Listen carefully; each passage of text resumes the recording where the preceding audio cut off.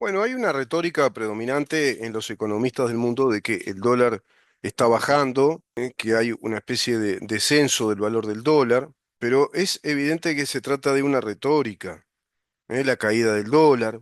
Por ejemplo, tengo acá una nota de Jesús Sánchez Quiñones: el dólar ha sufrido una caída frente al euro de más del 14% en lo que llevamos del año. Esta debilidad ha sido querida por la administración de Trump. Bueno, hay todo acá un componente político, una estrategia narrativa política que está acusando todo el tiempo a la administración Trump.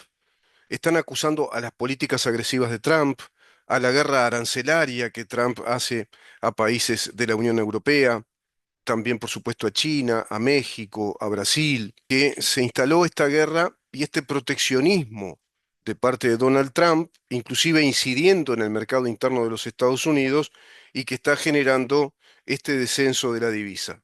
Pero no es así, no es real. Tenemos que tomar en cuenta varias cosas. Por ejemplo, el dólar está siendo fuertemente atacado desde el punto de vista político por políticas globales, por un globalismo, que es el wokismo global, el ambientalismo. Eso conlleva un montón de detalles económicos. Por ejemplo, las restricciones en materia de producción de energía en Europa. Europa tiene restringida la producción de energía atómica, que es la que le permite mayor competitividad porque se produce a bajo precio con una alta tecnología autosustentable, una tecnología muy avanzada, de muy bajo costo, autosustentable, prácticamente inocua, a través de la cual se generaría una altísima productividad industrial, tecnológica, que daría mayor competitividad. Por otro lado, toda la estampida de empresas de Estados Unidos, Canadá, países de Europa, Europa Occidental, que se fueron a través de los tiempos, fueron migrando hacia China y así hacia otros países ahora del sudeste asiático, convirtiéndose esa zona del mundo en una factoría donde ahí se instalaron las industrias, pero muchas industrias se están yendo ya de China, más del 18%, a países que integran ese sudeste asiático que ya no es tan subalterno a China. Y me refiero a Indonesia, Sri Lanka, por ejemplo, Vietnam, Filipinas, los países que ya sabemos desarrollados también, ni que hablar el desarrollo económico e industrial de Taiwán, Hong Kong, y por supuesto Japón y un renacimiento de su desarrollo industrial que se había letargado, Corea del Sur, los países de Oceanía, y otros países que van asumiendo ese desarrollo, incluso la India, perdón, y su despertar.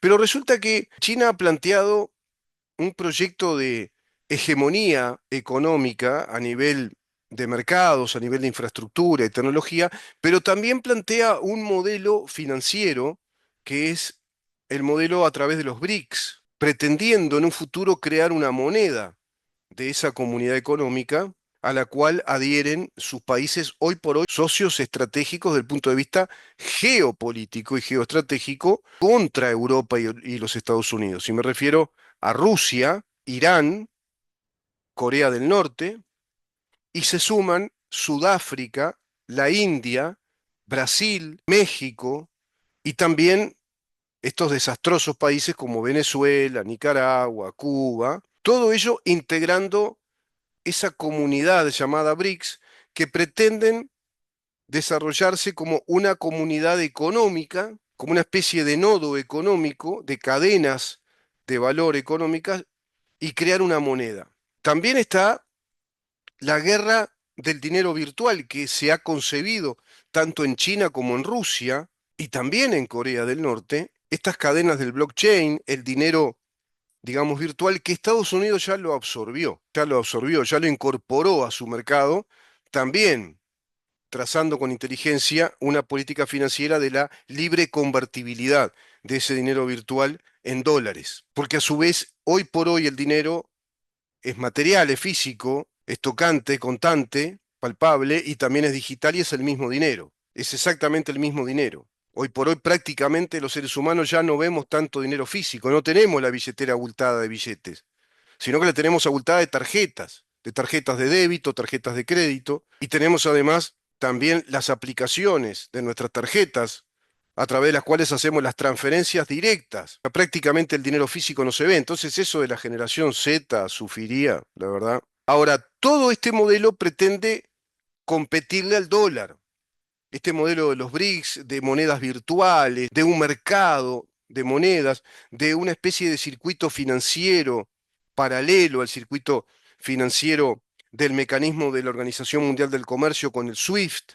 La guerra arancelaria que le hace China, por ejemplo, China le aplica el 67%, ahora bajando los aranceles y se logra un acuerdo ya de una mega exportación de soja que comienza a estabilizar las exportaciones otra vez de granos y a futuro ganaderas de los Estados Unidos hacia China, planteando de alguna manera un escenario de mayor estabilidad económica entre esos países. Pero hay muchas restricciones, las políticas ambientalistas, la restricción en cuanto a la producción agropecuaria en Europa, que provoca grandes problemas.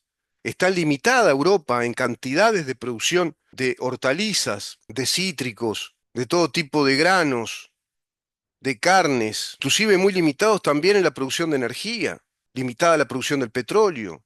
Sin embargo, ya Europa se ha emancipado de la dependencia brutal que tenía del petróleo y del gas ruso al cual jamás controlaron.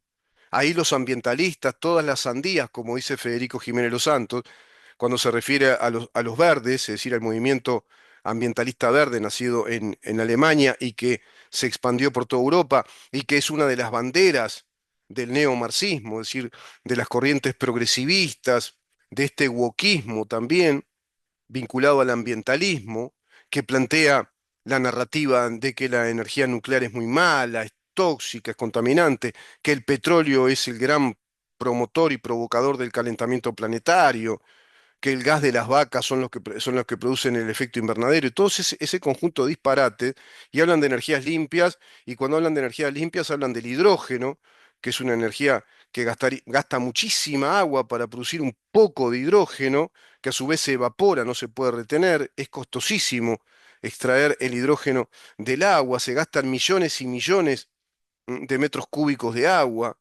millones y millones de litros de agua para producir un poco de hidrógeno. A su vez, los molinos de viento son inestables, lo mismo que los paneles solares, que también provocan daños ecológicos, por ejemplo, a la ruta de la migración de las aves, al ecosistema terrestre, porque hay descarga de voltios y generan un campo electromagnético que no es muy bueno, la contaminación sonora de los molinos de viento, es decir, todo es una mentira, en verdad.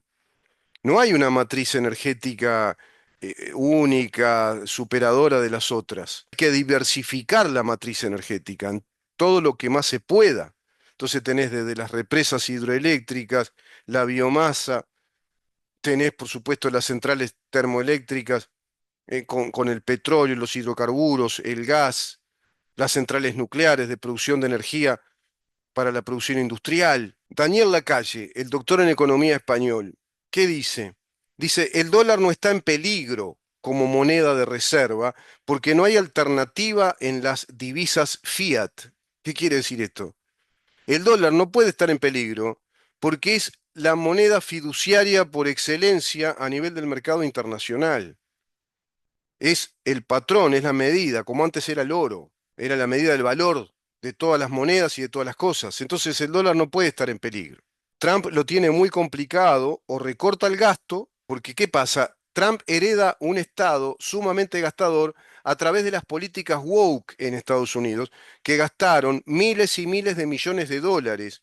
Y bajo la pandemia se gastaron cientos de miles de millones de dólares en santuarios de inmigrantes ilegales, en planes asistenciales, en la renta básica universal que acá pedía el pseudoeconomista Daniel Olesker, junto con Mario Vergalanga, actual intendente de Montevideo, y Pablo Ferreri, aquel que agachó la cabeza y le perdonó la deuda a Paco Casal, según la orden del monarca tupamaro José Mujica.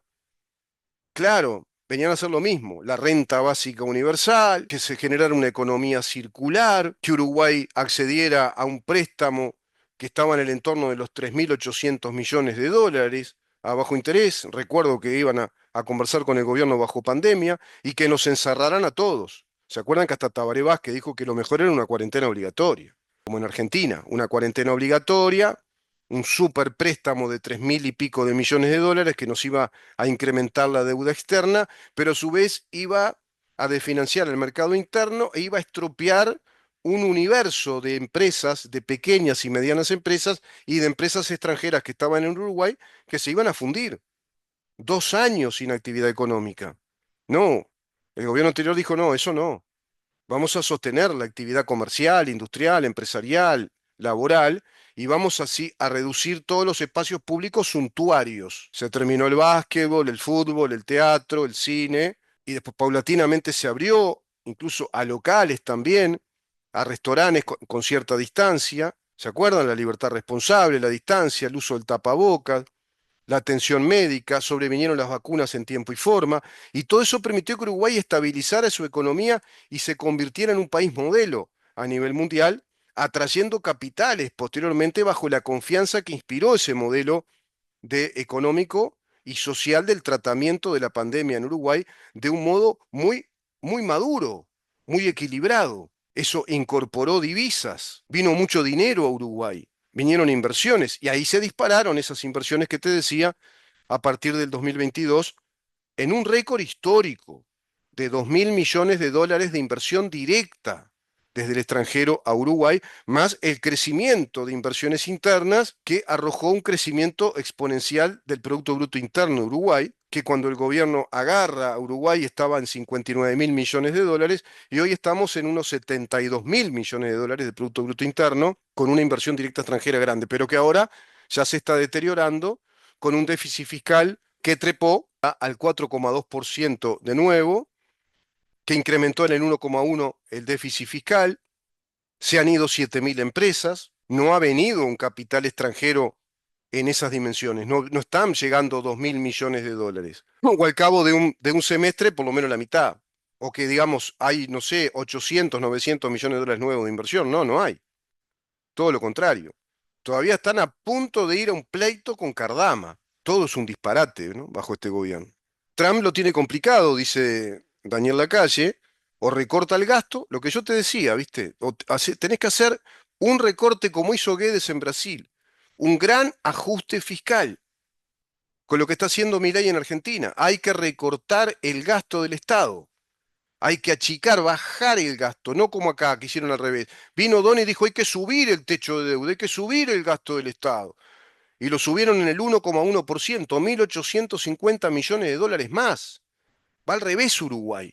Expulsa empresas, permite que se hagan piquetes, copamientos, que se hagan ocupaciones. Las empresas se van. En el puerto perdimos 72, 73 millones de dólares por lo pronto. Uruguay ahora haciendo todo este disparate de una precipitada conferencia de prensa del presidente con su secretario y prosecretario planteando la rescisión unilateral de un contrato que está en cumplimiento, que es el de la empresa Cardama Sociedad Anónima. Ahora inventando una especie de interpelación a la ministra Lasso.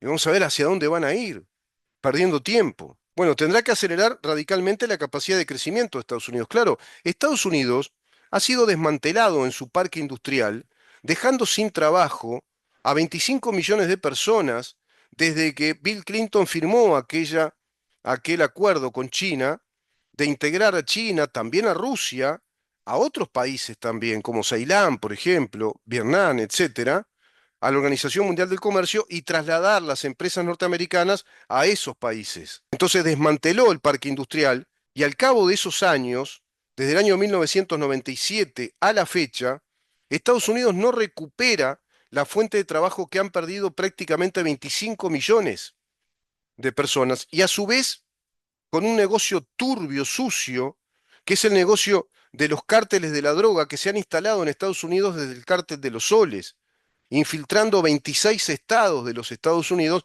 generando una economía en negro, una economía ilegal, lavado de activos, casinos, juegos, casas de prostitución, ventas de droga, sicariato, espionaje, terrorismo, y a su vez toda una política wokista desarrollada o desplegada por el Partido Demócrata que implican miles y miles de millones de dólares, donde se ha desmantelado la actividad industrial de los Estados Unidos acotado como una economía financiera de servicios jurídicos financieros internacionales, donde también perdió muchísimo en su componente, digamos, industrial turístico, perdió mucha industria pesada, industria automotriz, industria de también de maquinaria, de insumos, de semi-insumos, de insumos intermedios. Se sostiene sobre la base de una industria tecnológica en Silicon Valley. Es evidente que tendrá que acelerar la capacidad. A su vez, castigado por los aranceles, también Estados Unidos,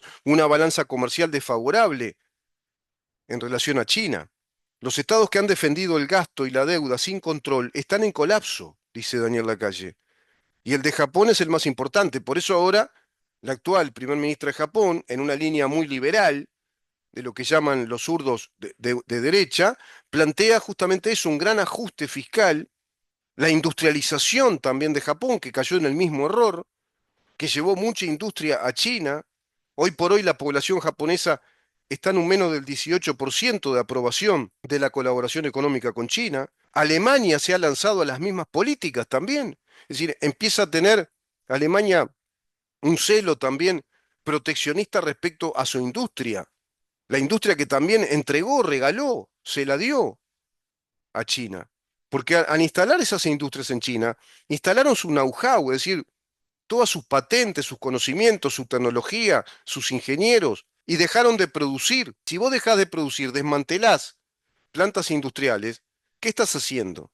Estás quitando puestos de trabajo, estás rompiendo la base circulante del dinero también, estás rompiendo con la distribución natural de esas riquezas que produce un intrincado mercado empresarial, y eso es el capitalismo. La organización compleja de empresas de alta productividad, con la producción masiva de bienes y servicios que generan también una enorme cantidad de empleo, y ese empleo se va sustentando sobre la base de la calidad del mismo, es decir, con buenos salarios, con un régimen también de licencias importante, con salarios vacacionales, con aguinaldos, con estímulos a la producción, con buen pago de horas extras, con población que sigue estudiando, que se va formando, mano de obra calificada, pero tienen que tener una alta productividad. Para Daniel Lacalle todo esto es dar la batalla cultural, claro. La economía es la sociedad humana. La economía es una sociedad de producción y de intercambio. No son solo números.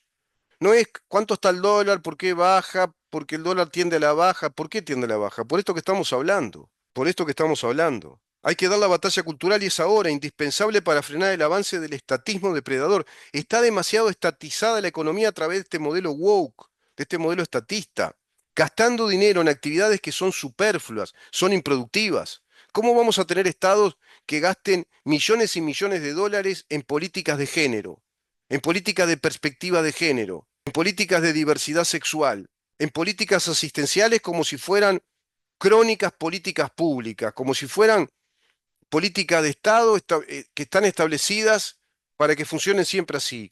Cuando el asistencialismo es una política coyuntural, de emergencia. Pero no podés tener altas burocracias gastando tanto dinero en el Estado sin producir. Entonces se generan estos problemas. El nuevo orden económico mundial. Este es el libro que publica Daniel Lacalle, un ensayo en el que el economista, jefe de Tresis Gestion, bueno, ha ido tomando posiciones en los últimos años con herramientas como la teoría monetaria moderna, que ahora aplican los grandes bancos centrales del planeta, que es la censura a la Agenda 2030.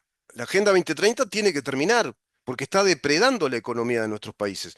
No solo está depredando la economía de nuestros países, está depredando la fuente de trabajo, está depredando la cohesión social, porque está depredando además la soberanía de nuestras identidades nacionales. La calle explica al Economista, que es un portal serio digital en materia económica, los últimos puntos claves de su último libro, y explica el auge de Donald Trump como un antídoto contra el estatismo y el woke mundial, y repasa los grandes desafíos que tiene la nueva administración estadounidense por delante, como la lucha contra un enorme endeudamiento público. Uruguay está igual. Un enorme endeudamiento público. Es el mismo modelo, ¿viste? El mismo modelo que tenía Argentina, un gigantesco endeudamiento público, baja la tasa de desempleo cada vez más, se pierde productividad, se desmantelan las plantas industriales, no hay fuente de trabajo, se desarrollan planes asistenciales, una inmensa burocracia con un gasto de Estado gigantesco, es un Estado paquidérmico gigantesco y a su vez corrupto, y ese es el populismo. Y el wokismo lleva a todo eso. Todo esto es común en otras grandes economías, como por ejemplo en Japón o en la zona euro, o en la aparente amenaza del dólar como divisa de reserva del mundo, ¿no? Parece que el mundo está ante la zozobra de que quizá la reserva, la moneda fiat, es decir, la moneda fiadora, que es la de las reservas de los bancos del mundo, pueda desmejorar mucho. A su juicio, todas estas cuestiones están relacionadas con el avance de un frente estatista, consecuencia de generar desincentivos a defender la libertad. Claro, hasta que no tengamos señales políticas claras de defender la libertad de emprendimiento, el libre cambio, la unidad monetaria, no todas estas políticas de poder producir hasta acá, acá sí, acá no, tanta cantidad de ganado, no, tienen que ser energías verdes, no, no, petróleo no, centrales nucleares no, no, hay que hacer negocio con este tipo de países. Hay que ir a una economía circular. Nuestras empresas van a producir más barato si se van a China. Todo un verso. Y generaron una inmensa burocracia en los propios países de la zona euro que hoy a su vez están inundados de población islámica que está generando graves problemas de seguridad pública. Y la seguridad pública es un problema económico porque genera distorsión, imprevisibilidad, temor, retracción en los mercados. No van a invertir donde hay los capitales no van a invertir donde hay países llenos de villorrios, donde está el Estado fallido, donde hay violencia, sicariato, tráfico de drogas, como pasa también en nuestros países latinoamericanos. Entonces, se tiene que terminar con todos estos modelos populistas, estatistas, de esta agenda woke, dice Daniel Lacalle.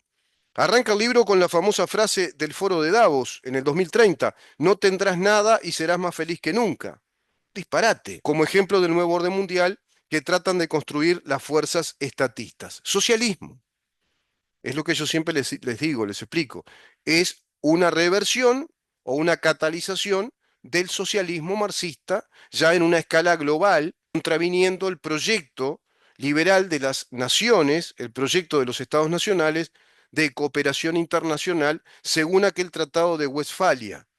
Pero acá están instalando un modelo global, es decir, que uniformiza todas estas políticas económicas que las hace estatistas, burocráticas, dependientes de sistemas de préstamo, de créditos, e imponiendo, digamos, determinadas conductas económicas, imponiendo censura, imponiendo gastos superfluos, políticas de género como políticas de Estado, a todo nivel, políticas de la diversidad como políticas de Estado, la política de inclusión como una política económica, el déficit fiscal como un factor estructural del modelo económico. No importa endeudarse, decían los economistas progresistas. A los estados no les pasa nada con que se endeuden. ¿Cómo que no les pasa nada? Claro que les pasa. ¿Y las migraciones qué son? El empobrecimiento de la gente, ¿qué es? La falta de empleo, el desmantelamiento de la sociedad, cuando el Estado empieza a desproteger económicamente a la gente.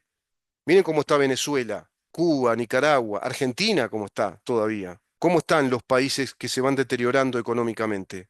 ¿Cómo que no les pasa nada?